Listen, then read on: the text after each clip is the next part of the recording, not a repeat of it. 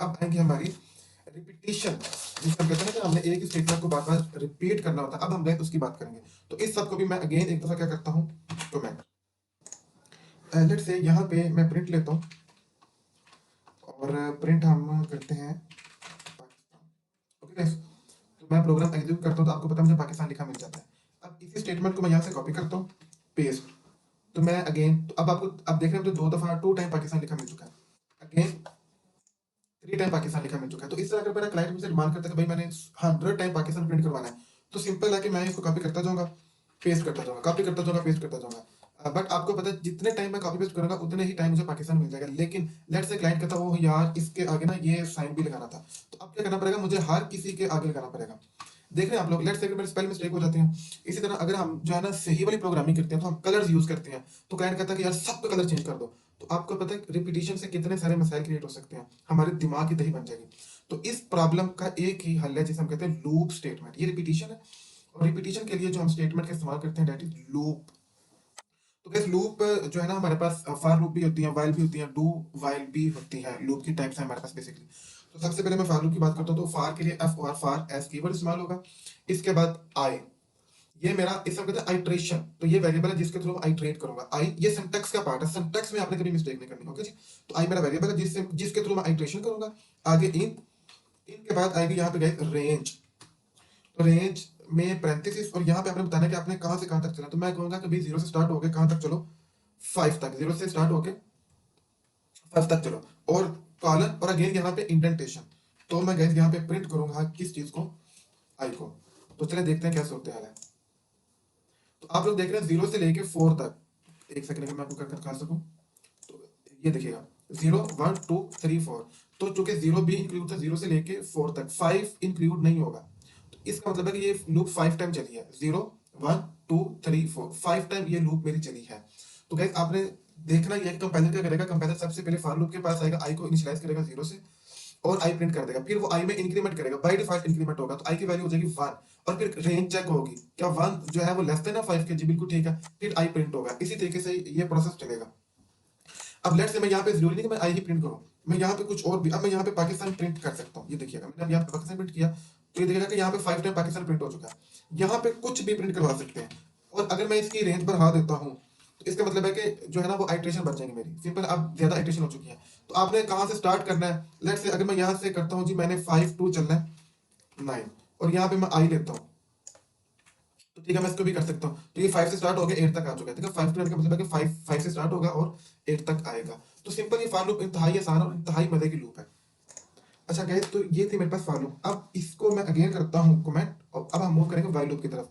अच्छा, while loop का जो सिंटैक्स है वो सी लैंग्वेज के सिंटैक्स से बड़ा मिलता जुलता है। लेट्स से मैंने आई को इनिशियलाइज किया 0 से, इट्स ओके।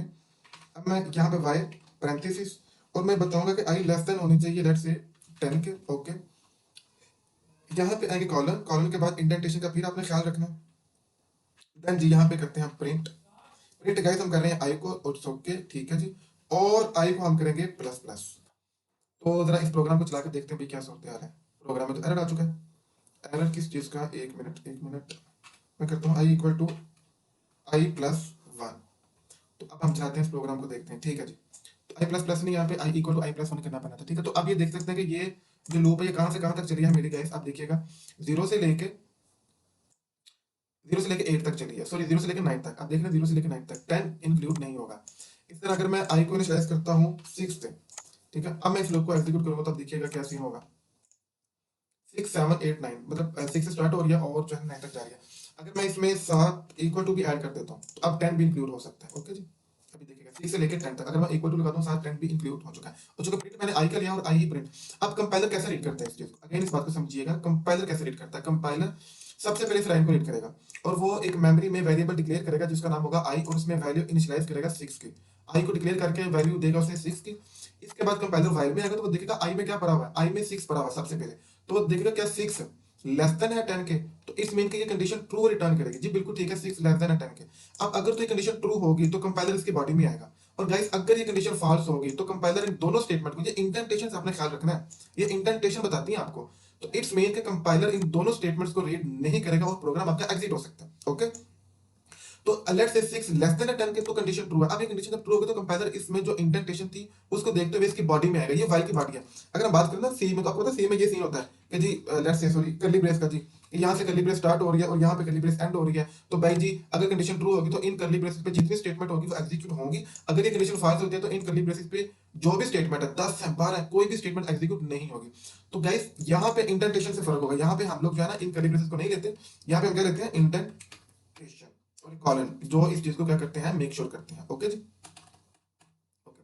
तो मैं अगेन इस प्रोग्राम को चलाता हूँ, ठीक है, बड़ा बेहतरीन प्रोग्राम चलता नजर आ रहा है। आई 6 से स्टार्ट हो रहा है, आई इसको हम बोलेंगे कि आई क्या टर्मिनेशन पॉइंट बोलते हैं, ये टर्मिनेशन पॉइंट है, टर्मिनेट कंडीशन कहते हैं। इसका दूसरा नाम क्या है, इसको हम कहते हैं इनिशियल कंडीशन, सॉरी इनिशियल आई की इनिशियल वैल्यू, इसे हम बोलेंगे टर्मिनेशन कंडीशन, और इसको बोलेंगे इंक्रीमेंट स्टेटमेंट। तीन चीजें लूप में होंगी, इनिशियल स्टेटमेंट, टर्मिनेट स्टेटमेंट और इंक्रीमेंट स्टेटमेंट या डिक्रीमेंट स्टेटमेंट। यहाँ पे आप डिक्रीमेंट भी कर सकते हैं।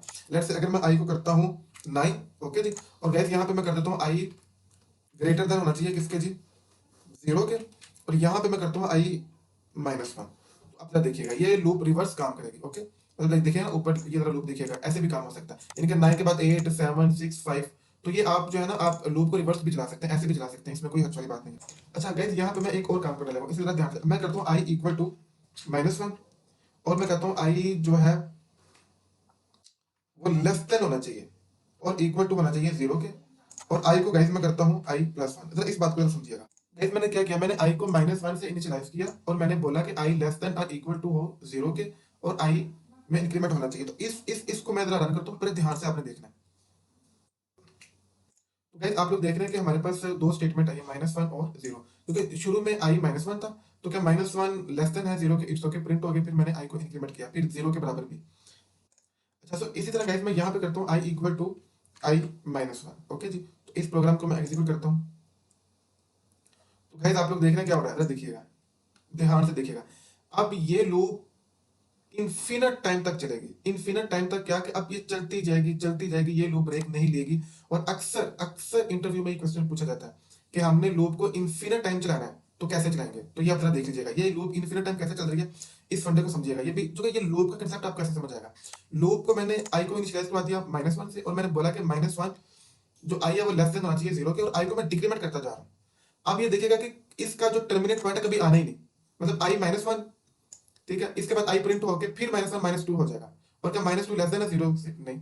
अच्छा, तीसरी दफा -3 हो जाएगा, इधर लूप देखिए कैसे चलती है, फिर -4 होगा, फिर -5, फिर -6, और ये चलता हुआ कभी इसका टर्मिनेट पॉइंट आना ही नहीं है।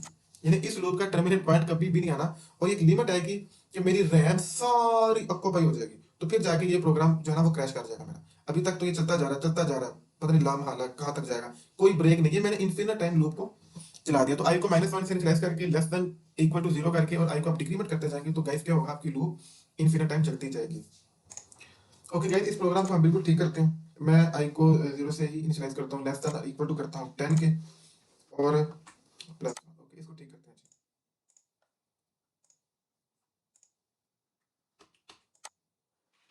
अब ये गाइस प्रोग्राम जो है ना मेरे हाथ से बाहर जा चुका है, इसको बंद ही करना पड़ेगा। ठीक है, तो ये प्रोग्राम जो है ना इस VS कोड को ही दोबारा करना पड़ेगा ओपन। ओके जी, ये हमारे हाथ से बाहर जा चुका था।